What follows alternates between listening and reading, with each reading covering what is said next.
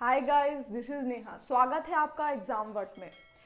Philosophy की CVT PG की course के लिए हम लोग प्रिपेयर कर रहे हैं और एग्ज़ाम बहुत ही नज़दीक आते जा रहा है। तो आप लोग तो अच्छे से प्रिपरेशन कर रहे होंगे और आप लोग जल्दी से फाउंडेशन बैच वाली जो वीडियो है वो देख के फटाफट जो गूगल फॉर्म है उसे फिल कर दे और हमारी पेड कोर्स में ज्वाइन हो जाए। 15 तारीख से क्लास शुरू होने वाली है, तो आप लोग जल्दी जल्दी फॉर्म फिलअप करना ना भूलें। और अगर अभी तक चैनल को सब्सक्राइब ना किया है तो जल्दी फटाफट चैनल को सब्सक्राइब कर लें और टेलीग्राम चैनल को जोड़ना ना भूलें। तो हम लोग चारबाग दर्शन के ऊपर बात करें तो चारबाग पढ़ाने से पहले मैं ये बात बता देना चाहती हूँ कि इंडियन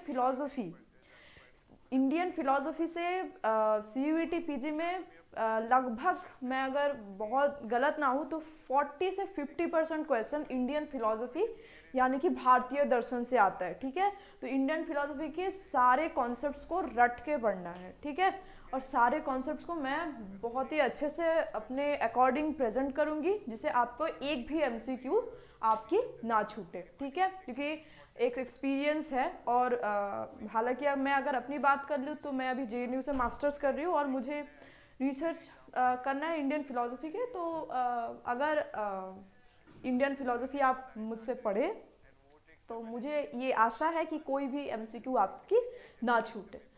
तो चलिए हम लोग स्टार्ट करते हैं चारवाक दर्शन। ठीक है, तो चारवाक दर्शन की हम लोग एपिस्टेमोलॉजी वगैरह पिछले लेक्चर में कवर कर चुके हैं। ठीक है, अब अगर आप लोगों ने ना देखा तो उसे देख लीजिए। ठीक है, एग्जाम वट चैनल पे आप लोगों को मेरी वीडियोस अवेलेबल है, आप लोग फटाफट देख लो पहली वीडियो को। अगर पहली वीडियो ना देखा तो ये समझने में थोड़ी सी दिक्कत आएगी। ठीक है, तो आज हम लोग चारवाक, देखिए कोई भी दर्शन शास्त्र की हम लोग जब बात कर रहे थे तो ग्रेजुएशन लेवल में एपिस्टेमोलॉजी यानी कि ज्ञान तत्व, ज्ञान मीमांसा, और मेटाफिजिक्स यानी कि तत्व मीमांसा। ठीक है, ये दो चीज़ें बहुत इंपॉर्टेंट रहती है। मतलब ये दो चीज़ें मैं बोल लूँ कि कोर है। ठीक है, मेन है। तो आज हम लोग पिछले लेक्चर्स में ज्ञान मीमांसा की बात कर चुके हैं, एपिस्टेमोलॉजी वगैरह की बात कर चुके हैं कि according to the Charvakas perception is the only praman and Charvakas reject the praman of inference. अनुमान को वो लोग नहीं मानते और भी बातें हम लोगों ने देखी थी। ठीक है, व्यक्ति ज्ञान को वो लोग अस्वीकार करते हैं और ये सब। तो आज हम लोग चारवाक मेटाफिजिक्स यानी कि हिंदी में कहे तो तत्व मीमांसा की बात करेंगे। ठीक है, तो क्या होती है तत्व मीमांसा? जहाँ पे हम लोग ऑब्जेक्ट की बात कर रहे हैं। ठीक है, तो देख लेते हैं चारवाक मेटाफिजिक्स को। तो देखो, चारवाक मेटाफिजिक्स जो है वो उनकी एपिस्टेमोलॉजी से ही डिराइव होती है। ठीक है, कोई भी आप सिस्टम की बात कर लो, इंडियन फिलोसफी की सिस्टम की, वो एपिस्टेमोलॉजी और मेटाफिजिक्स ये नहीं है कि दोनों एक सेपरेट, एक पृथक दो ब्रांचेज है। ठीक है, वो दोनों मतलब बहुत ही इंटरकनेक्टेड होते हैं। अगर आप एक को पूरी मतलब सेपरेट करके दूसरी की बात नहीं कर सकते, ये है। तो चारवाक की जो मेटाफिजिक्स है वो उनकी एपिस्टेमोलॉजी से ही डिराइव होती है। एपिस्टेमोलॉजी का मेटाफिजिकल डॉक्ट्रिन जो है वो एपिस्टेमोलॉजी से डिराइव होती है, फॉलो करती है। क्यों हम लोग ऐसी बात करें? क्योंकि चारवाक क्या कहता है कि परसेप्शन इज द ओनली प्रमाण। प्रत्यक्ष एकमात्र प्रमाण है। ठीक है, प्रमाण क्या कि जिसके थ्रू हम लोग ज्ञान अर्जन कर रहे हैं। ठीक है, जिसके द्वारा हम लोग ज्ञान अर्जन कर रहे हैं वो है प्रत्यक्ष। आप आंख से देख लो, नाक से आप नासिका इंद्रिय से आपकी ज्ञान हो रही है, घ्राण इंद्रिय से आपकी ज्ञान हो रही है। ठीक है, त्वचा से आप छू के चीज़ों को जान पा रहे हो, देख के जान पा रहे हो, सुन के जान पा रहे हो। ठीक है, तो ये तो खा के आप खाने पीने चीज़ की वो उसकी ज्ञान हो रही है। तो मुद्दा ये है कि देह मतलब जो प्रत्यक्ष है, प्रत्यक्ष का मतलब जो हमारी सड़ी इंद्रिय है, 6 सेंसेस है इंक्लूडिंग मन। ठीक है, मनस। ठीक है, मन को भी एक इंद्रिय कहा गया है इंडियन फिलोसफी में, और उसे अंतर इंद्रिय कहा गया। ठीक है, तो ये जो 6 सेंसेस है, हमारी जो नॉलेज हो रही है उससे उसी को एक वैलिड सोर्स ऑफ नॉलेज कहा है किसने, चार्वाकाज ने, ठीक है। तो इसलिए हम लोग अब देखो मेटाफिजिक्स किस चीज़ की, मेटाफिजिक्स होती क्या है, जो हम लोग नॉलेज की बात करते हैं, नॉलेज मतलब एपिस्टेमोलॉजी मतलब जो नॉलेज की बात करती है, किससे हमें नॉलेज हो रहा है, नॉलेज क्या है, ये सब, ठीक है। और मेटाफिजिक्स की किसकी बात कर रही है, मेटाफिजिक्स बात कर रही है ऑब्जेक्ट के ऊपर, ठीक है। ऑब्जेक्ट, ऑब्जेक्ट मतलब ये कलम, ठीक है, ये कलम, तो इसे ये एक मेटाफिजिकल ऑब्जेक्ट है। मैं ये नहीं कह रही कि ये एक एपिस्टेमोलॉजिकल ऑब्जेक्ट नहीं है, ठीक है। इसे अगर पिछले लेक्चर्स आप लोगों ने अगर देखे हैं तो आप उसमें देखिएगा कि हम लोग, मैंने 4 कॉन्सेप्शन क्लियर कराया है, वो है प्रमा, प्रमाता, प्रमाण और प्रमेय। प्रमेय मीन्स ऑब्जेक्ट ऑफ नॉलेज, ठीक है। तो ये हमारी ऑब्जेक्ट ऑफ नॉलेज हो गई। पर बात ये है कि मेटाफिजिक्स जो है, मेटाफिजिक्स वर्ल्ड के उत्पत्ति की बात करती है और world as a collection of objects, इस तरह से, इस ढंग से अगर हम लोग देखें तो ये ऑब्जेक्ट्स की उत्पत्ति, ऑब्जेक्ट की स्थिति, why is there something rather than nothing, I mean कैसे ये जगत की उत्पत्ति हुई एंड सच लाइक क्वेश्चंस, ठीक है। अगर ये डिस्कशन में मैं चली जाऊँ तो वो बहुत लंबी बहुत लंबी चलेगी, पर वो अभी रेलेवेंट नहीं है for our aim which is CUET PG, ठीक है। CUET PG को क्रैक करना है हमें, तो अभी फिलोसफी पढ़ेंगे हम लोग धीरे धीरे, पहले MCQs को कवर करना है। तो वो ऑब्जेक्ट्स की बात करती है, जो objects as a whole, as a collection of objects, मतलब वर्ल्ड, ठीक है। तो वो ऑब्जेक्ट्स की स्थिति, ऑब्जेक्ट की उत्पत्ति की बात करती है, कौन, क्या, मेटाफिजिक्स। तो किस मतलब ऑब्जेक्ट क्या बोल रही है, material objects are the only objects whose existence is perceived and whose reality can be asserted. Reality की बात करती है कि क्या रियल है, metaphysics is concerned about the reality, कि जगत में रियलिटी क्या है, ठीक है। तो किस चीज की रियलिटी को हम लोग मानेंगे अकॉर्डिंग टू द चार्वाकास, जो चीज को हम लोग देख पा रहे हैं, ठीक है, जो चीज की हम लोग प्रत्यक्ष कर पा रहे हैं। मैं बार बार ये कह रही हूँ कि देख पा रहे हैं, देख पाने का जो ब्रॉडर सेंस है वो आप लोगों को मतलब समझना है, कि देख पाना मतलब सिर्फ ये नहीं कि मैं आंखों से देख रही हूँ, देख पाना मतलब देख पाना इन अ सेंस कि प्रत्यक्ष करना, और प्रत्यक्ष में 6 सेंसेस आर इंक्लूडेड, ठीक है।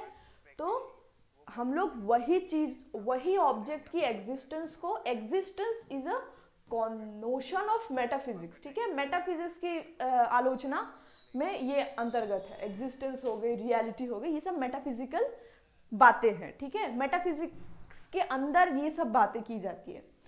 तो अब बात कर लेते हैं, तो वही चीज़ों को एक्सेप्ट करती है या मानती है, वही चीज़ों का एक्सेप्टेंस एक्सेप्ट करती है जो चीज़ हम लोग देख पा रहे हैं, ठीक है। तो किस चीज़ को हम लोग देख पा रहे हैं, मटेरियल चीज़ों को। इमटेरियल चीज़ क्या हो गई, मटेरियल चीज़ की अपोजिट क्या हो गई, इमटेरियल चीज़। इमटेरियल चीज़ क्या है, गॉड है, फिर आत्मा है। आत्मा भूतों वाला आत्मा नहीं है, ठीक है, भूत वाला आत्मा भारतीय दर्शन में नहीं कहा गया, भूत प्रेत वाला आत्मा नहीं। आत्मा इज अ कॉन्शियसनेस, ठीक है, आत्मा एज अ कॉन्शियसनेस, अवेयरनेस, मतलब हम लोग एक सजीव सत्ता है, ठीक है, जड़ नहीं है, तो हम लोग जड़ से जो चीज़ हमके पृथक करती है, ठीक है, वो चीज़ को कॉन्शियसनेस कहा गया है, वही आत्मा। तो ये जो चीज़ें हैं मतलब ये बहुत सी बेसिक चीज़ें हैं। तो मटेरियल चीज़ों को हम लोग देख पा रहे हैं, इसलिए मटेरियल चीज़ों की एक्सेप्टेंस को एक्सेप्ट किया गया है अकॉर्डिंग टू द चार्वाकास, ठीक है। आ गई होगी समझ बातें। चलो अब थ्योरी ऑफ कॉस्मोस की बात कर लेते हैं। देखो अब मैं कह रही हूँ कि मेटाफिजिक्स क्या है, जो वर्ल्ड की उत्पत्ति की बात कर रही है, ठीक है। कॉस्मोस एक आ गई ना बात घूम फिर के वही। तो देखो यहाँ पे 2 थ्योरी है, यादृच्छावाद और स्वभाववाद। ये एक अजीब ऊट पटांग सी ये टर्म्स दिए गए हैं, पर कुछ कर नहीं सकते, याद तो करना पड़ेगा, ठीक है। तो देखो यादृच्छावाद मतलब क्या, कुछ accidentalism, English is perhaps more better than, पर ये देखो ये हिंदी वर्ड भी नहीं है, ठीक है। ये अदृच्छावाद का अगर मैं बोलूँ तो ये मान लो ये संस्कृत रूट है इसकी, ठीक है। तो और ये इट्स लाइक संस्कृत में साउंड भी संस्कृत कर रहा है, ठीक है। तो यदृच्छावाद पर टर्मिनोलॉजी तो आपको याद रखनी पड़ेगी क्योंकि ये आती है, ठीक है। तो यदृच्छावाद क्या है? थ्योरी ऑफ कॉस्मोस दिया किसने? चार्वाकस ने। क्या है यदृच्छावाद? It can also be termed as existentialism. ये क्या बोलता है? एक्सीडेंटलिज्म। ये क्या बोल रहा है? एक्सीडेंटलिज्म मतलब है ना कि जो चार्वाक्स बोल रहा है जो जगत की उत्पत्ति है वो एक्सीडेंटली हो गई है, ठीक है। कोई ये नहीं कि कोई भगवान आके बना के दे जगत, मतलब भगवान आके वर्ल्ड को क्रिएट कर दिया, ये नहीं है, ठीक है। ये नहीं बात बोली जा रही है। क्या बोली जा रही है? एक्सीडेंटलिज्म मतलब कोई कॉज नहीं है, ठीक है। कोई कॉज को एक्सेप्ट नहीं कर रहा, ये कोई कारण को एक्सेप्ट ही नहीं कर रहा, ठीक है। जो कॉजल रिलेशन की, कार्य कारण की बात कर रहे हैं हम लोग साइंस में, डिनाई कर दे रहा है उसे, सीधी तरह नकार दे रहा है चीज़ों को, ठीक है। क्या बोल रहा है कि it is a mayor mechanical combination of elements, ठीक है। जो एलिमेंट्स है, क्या क्या एलिमेंट्स है पता होगा आप लोगों को, ये सब हम लोग क्लास 6-7 से पढ़े आ रहे हैं कि कौन से एलिमेंट से बने हैं वर्ल्ड, बताओ। एक तो हो गई खेती, अच्छा चलो ये अर्थ, ये मैंने लिख रखा है अर्थ, वाटर, फायर एंड एयर, ठीक है। और एक क्या है? ईदर यानी कि आकाश, ठीक है। ये 5 एलिमेंट, पर 5 एलिमेंट्स में कौन सा एलिमेंट चार्वाकस ने नहीं कहा है? आकाश। तो यदृच्छावाद बोल रहा है कि कुछ भी नहीं है, कारण, कॉज, ये सब बकवास बातें हैं। सिर्फ ये जो 4 कॉम्बिनेशन है, ये 4 खुद से ही मैकेनिकली मिलकर के वर्ल्ड की क्रिएशन हो गई है, और ज्यादा ध्यान नहीं देना हम लोगों को चीजों को, बस यही कह रही है एक्सीडेंटलिज्म कि there is no cause of world, it's an mere combination of mechanical elements, बस, ठीक है। तो ये तो एक थ्योरी है। देखो चार्वाकस की ना तीन संप्रदाय है, सुशिक्षित, और एक है जो रेडिकली मतलब बोलती है कि कोई चीज़ भी नहीं है, और एक संप्रदाय ऐसी है जो बोलती है जो कुछ हद तक चीज़ों को स्वीकार करती है, और एक है सुशिक्षित जो अनुमान वगैरह को भी स्वीकार कर लेती है काम पड़ने पर, ठीक है। तो वो इम्पोर्टेंट नहीं है। तो देखो अब एक ये तो बहुत रेडिकल सा कॉन्सेप्ट आ गया ना कि बोल रही है कुछ भी कॉज नहीं है, ये कैसी बात हुई भाई। तो इसलिए एक मॉडिफाइड थ्योरी और भी है, स्वभाववाद, ठीक है, जो कहती है कि the inherent nature of things is the cause of the diversity of the world. क्या बोल रही है ये एक मॉडिफाइड वर्जन है किसका? थ्योरी ऑफ कॉस्मस का, वर्ल्ड की क्रिएशन का। ये बोल रही है कि सारी चीज़ों का एक स्वभाव रहता है, एक इनहेरेंट नेचर रहता है। ये जो 4 एलिमेंट्स हम लोगों ने पढ़े ना, ये बोल रही है ये चारों एलिमेंट का ये जो एक पर्टिकुलर नेचर रहता है, इनहेरेंट नेचर रहता है, वही कॉज है, ठीक है, वही कॉज है, the cause of the diversity of the world. At least ये नेचर की बात कर रहा है, ये बोल रहा है कि इसकी एक पर्टिकुलर नेचर, इसकी एक एक पर्टिकुलर नेचर है। ये नेचर की, इसके जो इनहेरेंट नेचर है, बस यही एक नेचर की वजह से एटलीस्ट इन लोगों को मतलब cause at least the distinction between these two theories is this, that this believes in the causal relation and this doesn't believes in the causal relation। ये कार्य कारण को भी नहीं मान रही, इतनी रेडिकल है, और ये एटलीस्ट बोल रही है कि ना भाई यहाँ पे कार्य कारण की एक रिलेशन तो है, ठीक है। तो आई होप आप लोगों को समझ में आ गया होगा, बहुत सी आसान है। और अगर चार्वाक आप लोगों को नहीं समझ में आ रहा है तो बहुत दिक्कतें आने वाली है, क्योंकि न्याय वैशेषिक जैसे टेक्निकल फिलॉसफी वो बहुत ही स्टूडेंट को परेशान करती है। तो आप अच्छे से पढ़ाई शुरू कर दो, क्योंकि चार्वाक तो समझना ही है, ठीक है। चार्वाक अगर ना समझे तो मान लो आप इंडियन फिलोसफी में ढुक ही नहीं सकते, ठीक है। तो चार्वाक तो समझना ही है। और चार्वाक, मैंने पिछले लेक्चर में भी कहा, चार्वाक एक ऐसी दर्शन है जो कॉमनली एक्सेप्टेड है, जो कॉमन बिलीव्स के ऊपर, मतलब क्या बोलूँ मैं, कॉमन बिलीव्स के ऊपर बेस्ड है, ठीक है। देखो अब बात कर ले आत्मन, आत्मा, ठीक है। तो मैंने जैसे कहा कि आत्मा मतलब कोई भूत वूत नहीं, आत्मा as a consciousness of human being, ठीक है, एज अ कॉन्शियसनेस।